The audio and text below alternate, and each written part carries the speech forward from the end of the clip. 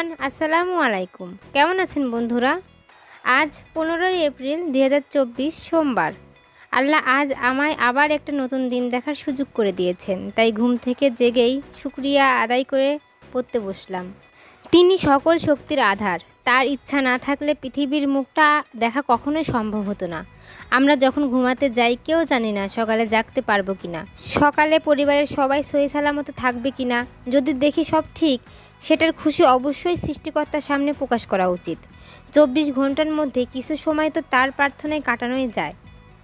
সকালে ঘুম থেকে উঠেই যখন নিজেকে সুস্থ পাই, খুশি দেখি, আমার আশেপাশের যাদেরকে ভালোবাসি তাদেরকে সুস্থ দেখি, ভালো দেখি, তখন আসলেই খুব ভালো লাগে, খুব খুশি লাগে। যারা নিজের কাছের মানুষ, নিজের পরিবারের মানুষকে হারায়, তারা বুঝতে পারে। আর তাদেরকে জিজ্ঞেস করুন, তাদের কষ্টটা বোঝার চেষ্টা করুন। সৃষ্টিকর্তা আপনাকে যদি সেই অবস্থায় না ফেলে, তো অবশ্যই শুকরিয়া আদায় করতে কোনো দ্বিধা নেই। প্রতিদিন আমি ঘুম থেকে জেগেই দিনের শুরুতেই ভাবি আজ আমার দিন ভালো যাবে, আমি এক বেটার অপশনে পৌঁছানোর পথে এগোবো। আর এভাবেই আমি মোটিভেট থাকি। এরকমভাবে যদি থাকা যায় বা ভাবা যায়, তাহলে আলস্য আপনাকে ধরতে পারবে না। আমি অনেক কষ্ট করেছি, জীবনে অনেক কিছু পেয়েছি, অনেক কিছু পাইনি।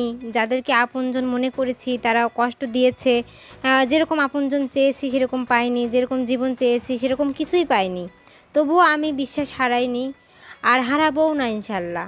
আগে অনেক অ্যাক্টিভ ছিলাম আল্লাহর ইবাদতে, কিন্তু মাঝে কিছু সমস্যার কারণে আসলে একটু ডিস্ট্রাক্ট হয়ে গিয়েছিলাম।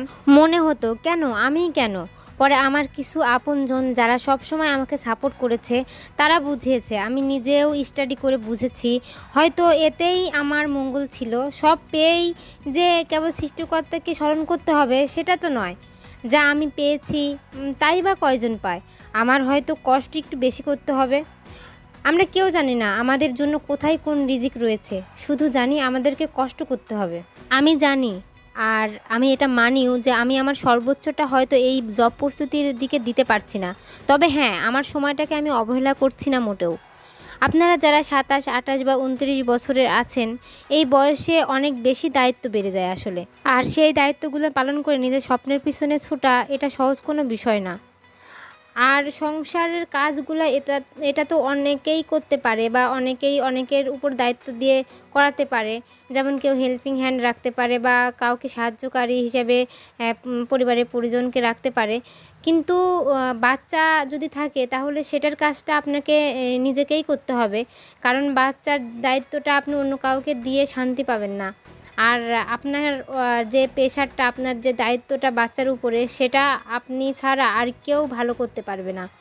তাই এই যারা হাউসওয়াইফ, আর বিশেষ করে যারা সন্তানের বাবা মা, তাদের কষ্টটা একটু বেশি। কিন্তু কি আর করা, কষ্ট তো করতেই হবে জীবনে। আসলে কোনো একটা এক্সামে পাশ করাটা তো মুখ্য নয়, জীবনটা সঠিক দিকে নিয়মতান্ত্রিকভাবে চালাতে পারাটাই সফলতা। আপনি যখন ঘুম থেকে উঠে সৃষ্টিকর্তাকে স্মরণ করবেন, সারাদিনের কাজের একটা লিস্ট করবেন, খাওয়া ঘুম সময় মতো করবেন, নিজেকে পজিটিভ এনার্জিতে ভাসিয়ে রাখবেন, তখন সহজেই আপনার লাইফটা আপনার নিয়ন্ত্রণে আসবে, আপনার দিনটি আপনার নিয়ন্ত্রণে আসবে। আর এখনকার ছেলেমেয়েরা তো একটু বেশি স্মার্ট, আমরা আসলে অতটাও ছিলাম না হয়তো বা। কারণ এখন যেরকম সরকারি চাকরির ক্রেজ, তা আগেও 2 বছর আগেও অনেকটা কমই ছিল। এখন দিন যত যাচ্ছে সরকারি চাকরির ক্রেজটা তত বাড়ছে, আর ছেলেমেয়েরাও তত বেশি হুমড়ি খেয়ে পড়ছে। তাই আরও বেশি পরিমাণে প্রতিযোগিতা হচ্ছে। একটা কথা মনে রাখবেন, আপনি যত বড় প্রতিযোগিতায় অংশগ্রহণ করুন না কেন, আপনি আপনাকেই সবসময় নিজের কম্পিটিটর ভাববেন, আর অন্যকে কখনোই আপনি আপনার প্রতিযোগী ভাববেন না। আপনি তাকে আপনার সহযোগী বা সহযোদ্ধা ভাবতে পারেন। আসলে আমরা কি করি, অন্যকে আমার সহযোগী বা সহযোদ্ধা না ভেবে প্রতিযোগী ভাবি, যার ফলে একজন আরেকজনের উপর আমরা হিংসাত্মক ভাব সৃষ্টি করে ফেলি, যেটা আসলেই উচিত নয়।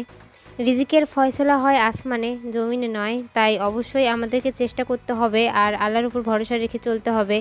তবেই না আমরা কিছু না কিছু করতে পারবো। চেষ্টা করে যাচ্ছি, আল্লাহ সফলতা দিবেন ইনশাল্লাহ। আপনারাও চেষ্টা করে যান, আপনাদের পজিটিভ এনার্জিকে জাগিয়ে রাখুন। আপনারা আপনাদের যেটাই কমফোর্ট ফিল করেন সেটা করুন, সেটা পড়াশোনা হোক বা অন্য কোনো কিছু। যখন এনার্জি পাবেন না বা পজিটিভ কোনো ভাইব পাবেন না, তখন একটু নিজেকে মেডিটেট করার চেষ্টা করবেন, 10 মিনিট হাঁটবেন। তাহলে দেখবেন আপনারা সহজেই আপনাদের মনটাকে পজিটিভ এনার্জিতে নিয়ে আসতে পারবেন। সবার প্রথমে নিজেকে ও নিজের পরিবারকে সময় দেবেন, আর বাকি সময়টা আপনার নিজের স্বপ্ন পূরণের কাজে চালনা করবেন। ইনশাআল্লাহ সফল হবেন। 1 দিন হোক, 2 দিন হোক, 3 দিন পরে আপনি সফলতার মুখ দেখবেনই। যাই হোক, আজ আর নয়, আপনাদের সবার সফলতার এই আশা ব্যক্ত করে আমি আজ বিদায় নিচ্ছি। আমার জন্য আপনারা সবাই দোয়া করবেন। Happy reading. আসসালামু আলাইকুম।